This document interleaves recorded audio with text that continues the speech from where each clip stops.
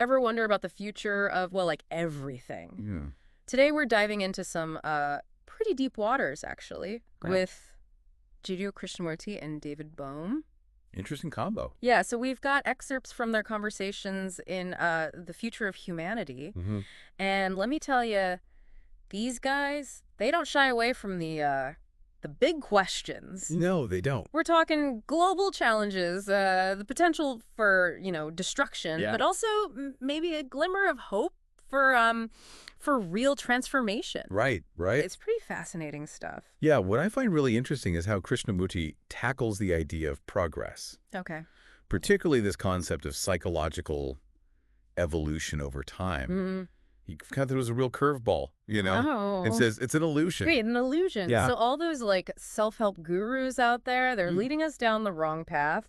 Well, Krishnamurti would say that the pursuit of becoming a better version of yourself, Right. striving for self-improvement, Yeah. it's actually just another thought pattern, Okay. another form of conditioning. So if I'm following this correctly, Uh-huh. all those books I've read about becoming a better quote-unquote me are missing the point?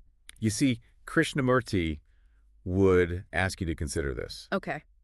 What if that desire to improve, right? What if that's just another way for your thoughts to keep you stuck in a loop? So he's saying instead of actually evolving, Yeah, we're just kind of spinning our wheel. exactly. Yeah. Exactly. Mm. And that actually leads to another key point Okay. that both Krishnamurti and Bohm emphasize: Okay. the inherent limitations of thought. I can see how our thoughts can kind of box us in sometimes. Yeah. But aren't they also how we solve problems, Mm-hmm. make decisions? Of course, thought is essential. Right. But it's also limited by what we already know, right? Mm-hmm. Which is always incomplete. Right. And what's fascinating is they actually suggest that this limited thinking creates division in the world. Division like how? Give me an example. Well, think about all the conflicts we see today, right? Yeah. Fueled by nationalism, religious differences, or just rigid ideologies. Okay. Krishnamurti and Bohm would say that much of this actually stems from clinging to limited, divisive ways of thinking. Okay. Like we're all looking at the world through Yeah. these tiny little keyholes, never seeing the whole picture. So if our thoughts are limited and creating division, Right. are we doomed to keep making the same mistakes over and over? That's the question, isn't it? Yeah. That kind of haunts these dialogues. Yeah. And it leads them to one of Krishnamurti's most radical ideas, Okay. the illusion of the separate self. Okay, let's break that down. What does Yeah. he mean by the illusion of the separate self? So Krishnamurti is saying that this perception we have of ourselves Right. as individuals separate from everyone else, it's actually a fabrication of thought. Okay. It's like we've built these walls around ourselves, Yeah. these me versus you boundaries. But in reality, there is no separation. Okay. We're all interconnected, part of this larger web of humanity. No, that's a mind-bending concept. Right. So you're saying there's no real me separate from you, from anyone else. Exactly. And Krishnamurti uses the example of suffering Okay. to illustrate this interconnectedness. Yeah. He argues that your suffering is inseparable from my suffering, Okay. from the suffering of all mankind. Wow, that's a powerful thought. Yeah, It makes you realize how much we're all in this together, doesn't it? it does. Yeah. And this is where the conversation about the mind and the brain gets really interesting. Okay. Krishnamurti makes a clear distinction. Right. The mind is not the brain. Hold on, now that sounds like we're veering into science fiction territory. How can the mind be separate from the brain? Well, think of it this way. Okay. Imagine the brain is like the hardware of a computer, Okay. right? And the mind is the software. Okay. Hardware is physical, tangible, Right. shaped by our experiences and genetics. Okay. But the software, the mind, is something more fluid, more dynamic, Yeah. capable of change. Okay. Krishnamurti is proposing that the mind is unconditioned, Right. free from the constraints of time and space. Okay, so the brain is the physical stuff. The mind is something more intangible. Yeah. But how do they interact? So Krishnamurti suggests that the mind can actually influence, Okay. even change, the brain. Hmm. He uses the example of insight, Okay. that sudden aha moment of clarity. Right? Yeah. He says that insight doesn't come from thinking, but from a state of pure awareness. Interesting. And that insight, when it arises, can actually shift something in the brain, leading to a real transformation. So our thoughts, or maybe something beyond our thoughts, can have a physical impact on our brains. That's what Krishnamurti proposes. Wow. Is like the mind, this pure energy, Oh. is capable of interacting with and even altering the physical matter of the brain. That's a pretty radical idea. Yeah. I mean, is there any scientific evidence to support this? Well, it's still a frontier that science is exploring. Okay. But think about it. We know that meditation, for example, can change brainwave patterns Right. and even alter the structure of the brain over time. You know, that actually makes a lot of sense. Yeah. If we can change our brains through practices like meditation, maybe there's more to this mind-brain connection than we realize. Krishnamurti and Bohm certainly thought so. Yeah. And this leads to another fascinating concept, Yeah. the role of intelligence. Okay. Not just intellectual capacity, but something much deeper. Okay. I'm intrigued. What kind of intelligence are they talking about? They propose a kind of intelligence that's rooted in compassion and love. Okay. And it's this intelligence, they argue, that operates beyond thought, beyond those conditioned patterns that keep us stuck. So it's not just about being smart. Right. What about being kind? It's more nuanced than that. Okay. It's about recognizing our interconnectedness Okay. and acting from that understanding. Right. It's about seeing the world, not as a collection of separate selves, Yeah. but as a unified whole.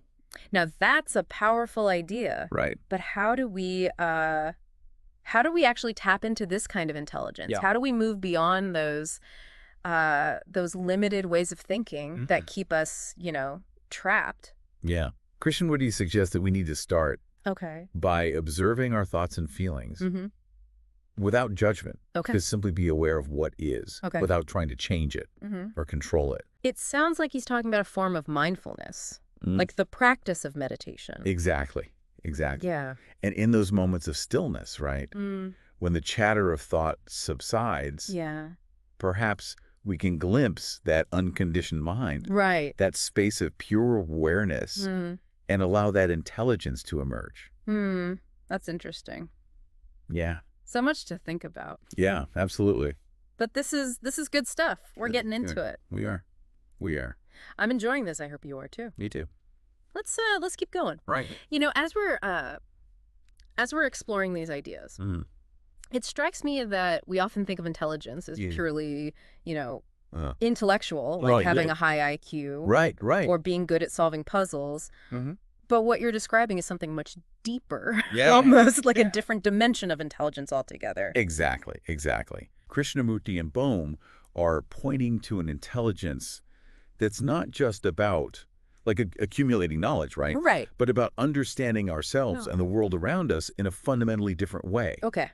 They're suggesting that this intelligence is rooted in compassion and love, Okay.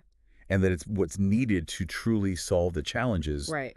we face as a species. Okay. I'm starting to see the connection. Yeah. If we're clinging to this illusion of separation, Mhm. if we're constantly operating from a place of me versus you, Right. then our actions are likely to be, self-serving, right? Yeah. We're going to prioritize our own needs, our Yeah. insecurity, even at the expense of others. Exactly. And that kind of thinking, right, Yeah. leads to conflict, to exploitation, Yeah. all the problems we see playing out on a global scale. Right. It's like we're stuck in this cycle of self-preservation, and it's ultimately unsustainable. So compassion and love in this context are less about, warm, fuzzy feelings Right. and more about a fundamental shift in how we perceive Yeah. ourselves in the world. Exactly. It's about recognizing our interconnectedness, Right. understanding that we're all part of this larger Yeah. web of life. It's about seeing the well-being of others Yeah. as inseparable Right. from our own well-being. Okay, that makes sense. Yeah. But it also feels incredibly daunting. Is it really possible for humanity to make this kind of shift? Right. Can we actually move beyond these Yeah. deeply ingrained patterns of thought that have been with us for centuries? That's the central question, right? Yeah. That Krishnamurti and Bohm grapple with. Yeah. They They acknowledge the immense challenges we Right. face. Right. After all, it's not like we can just snap our fingers Right. and suddenly become compassionate, loving beings Yeah. free from all conditioning. Yeah. Right. It's going to take more than a few positive affirmations to Yeah. undo generations of ingrained beliefs Right. and behaviors. Mhm. So where do we even begin? They suggest it starts with a willingness Okay. to question everything we think we know, Okay. to challenge our assumptions about ourselves, Yeah. about the world, about what's possible. So it's not about having all the answers, Mhm. but about asking the right questions. Yeah, and it's about having the courage to look inward, to Mhm. observe our thoughts and feelings Okay. without judgment, Yeah. to see how our conditioning is shaping our perceptions Right. and influencing our actions. It's interesting because when we were talking about the mind and the brain earlier, Yeah. you mentioned meditation as a way to potentially change our brains. Mm-hmm. And now we're talking about observation and Yeah. questioning our thoughts. Mm. It seems like these practices are all pointing to a similar idea Yeah. Yeah. that we have the capacity to change, to transform ourselves. Exactly. And that's where the idea of the Mhm. observer and the observed comes in. Okay, remind me, what's the key insight here? The key is recognizing that the observer, Okay. the one who's aware of your thoughts and feelings, Mm-hmm. is not separate from those thoughts and feelings. Okay. It's all part of you. Right. It's like when you get angry, right? Mhm. It's not you separate from your anger. Right. The anger is simply another aspect of your experience. So instead of trying to fight against my anger Mhm. or suppress it, Yeah. I should just observe it. Yeah. Allow it to be present without judgment. And by doing so, Yeah. you might discover that the anger itself Mm-hmm. starts to dissolve. Okay. Because when there's no longer a struggle, when there's no longer a you trying to control it, Mm-hmm. the energy that was tied up in that conflict Yeah. becomes available for something else. That's a really interesting concept. Yeah. So it's not about like achieving some perfect state of being, right. but about accepting ourselves as we are with Yep. all our Yeah. imperfections and Yeah. complexity. But in that space of acceptance, right, of Mhm. non-judgmental awareness, yeah. something new can emerge. Okay. It's not about becoming a better person, Right. but about allowing yourself to be fully human Yeah. with all your messiness, Fine. contradictions. It's starting to feel like this approach to personal transformation, Yeah. to Mhm. ending suffering, Yeah. is also a key to creating a better future for humanity as a whole. Krishnamurti and Bohm would certainly agree with that. Yeah. They suggest that as individuals learn to live from a place of compassion, love, Right. and true intelligence, Yeah. it creates a ripple effect that Mhm. can ultimately transform society. Okay. That makes sense. Yeah. But I'm still wondering how we make this happen Mhm. on a larger scale. It seems like so many of our systems are designed to perpetuate competition and self-interest. I mean, look at politics, economics, Right. even our education system. They often seem to reinforce those very patterns we're Yeah. trying to move beyond. And that's where the challenge lies. Yeah. Krishnamurti and Bohm don't offer any easy solutions or grand plans, right? Right. For societal change. Yeah. They recognize that transforming systems requires transforming individuals. Okay. It's about each person taking responsibility Right. for their own transformation and trusting that those individual shifts in consciousness Yeah. can create a collective shift. So it's less about trying to convince everyone to change. Right. And more about Okay. embodying those principles ourselves. Yeah. Trusting that our actions, Yeah. however small, Yeah. can contribute to a larger movement. Exactly. It's like planting seeds of awareness, right? Right. And nurturing them with compassion. Yeah. We can't force them to grow, Right. but we can create the conditions Yeah. for them to flourish. Okay. I think we've covered a lot of ground here. Yeah. Before we move on to Yeah. the final part of this deep dive, Yeah. can you quickly recap Sure. the key ideas we've explored Yeah. in this section? Sure. So we started by talking about the concept of intelligence, Mm-hmm. rooted in compassion and love, Right. and how that relates to the illusion of separation Yeah. and the challenges of creating a more compassionate world. Right. We then delved into the idea of observing our thoughts and feelings without judgment, Right. and the power of that practice to dissolve conflict and create a space for transformation. Okay. And finally, we discussed the importance of individual change as a catalyst for collective change. Right. Recognizing that transforming ourselves is the most powerful way to contribute to a better future. You know, as much as we've unpacked here, Yeah. it feels like we're just scratching the surface of these ideas. There's definitely a lot more to explore. Right. But I think we've laid a good foundation for understanding Krishnamurti and Bohm's vision for the future of humanity. So we've talked about, personal transformation, about this shift in consciousness that Krishnamurti and Bohm believe is essential for creating a better future. Yeah. But I'm still grappling with how that translates to the real world, to the systems and structures that shape our lives. I mean, it's great to talk about compassion and interconnectedness. Right. But how do we actually make that the driving force in a world that often seems to prioritize competition and self-interest? That's where the idea of a different kind of education comes in. Okay. Krishnamurti and Bohm believe that education isn't just about, accumulating knowledge or preparing for a job.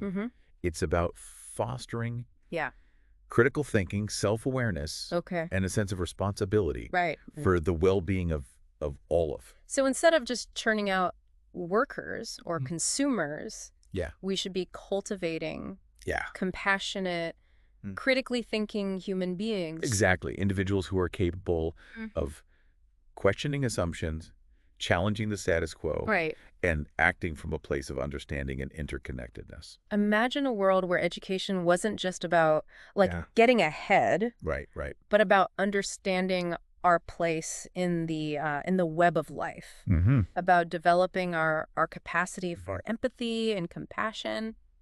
It's a beautiful vision. It is. It sounds amazing, but it also feels like a radical departure from the way we currently think about education. I mean, even the most progressive schools are still largely focused on preparing students for the existing system for a world that often seems to reward those very qualities. We're trying to move beyond. Yeah, and that's why Krishnamurti and Bohm argued that we need to question the very foundations of that system. They believe that our current structures, political, economic, social, are based on a flawed understanding of human nature. We've created systems that perpetuate competition, exploitation, the pursuit of individual gain, often at the expense of others and the planet. And then we wonder why we're facing so many crises. So it's not just about tweaking the system around the edges. It's about a fundamental rethink of how we organize ourselves as a society. Precisely. They're not suggesting that we throw everything out, start from scratch, but they are calling for a deep and honest examination of the values and beliefs that that underpin our systems and the destructive patterns that they create. That's a tall order. It is. But if these systems are based on a flawed understanding of human nature, as they suggest, what's the alternative? I mean, competition and self-interest just seem so deeply ingrained in us.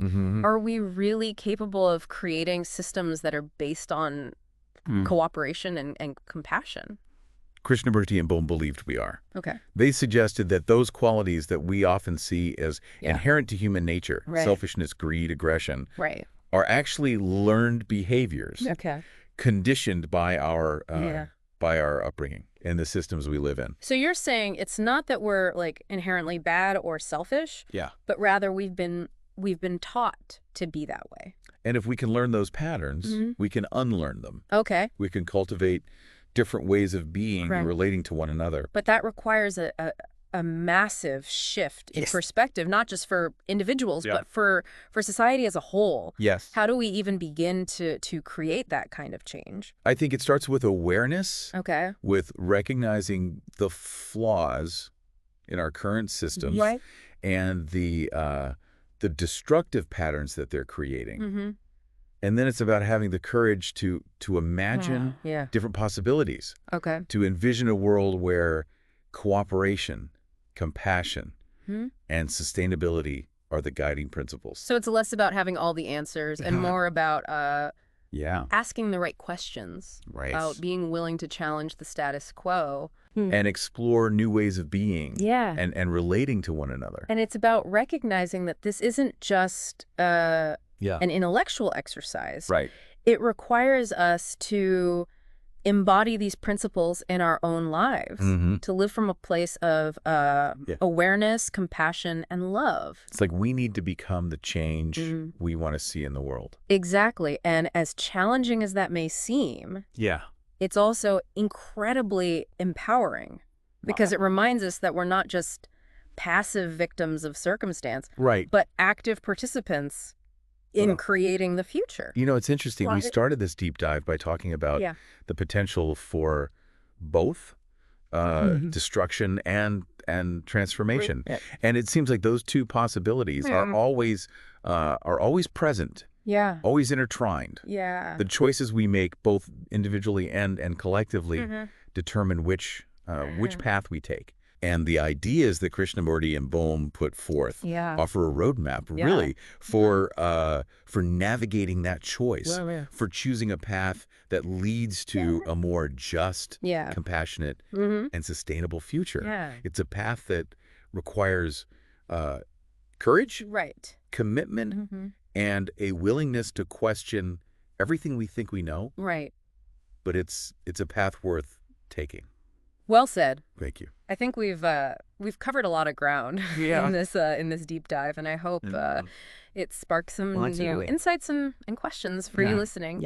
As always, we encourage you to continue exploring these ideas, to dive deeper into the work of Krishnamurti and Bohm, and to see how their perspectives can inform your own understanding of the world and your place in it. Beautifully said.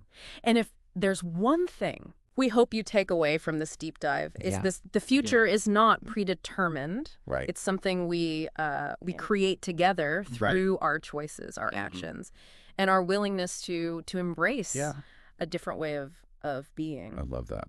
And on that note, we'll leave you with this final thought to ponder. Okay, hit me. If thought is the source of so much suffering, as Krishnamurti suggests, can we truly end suffering through thought alone?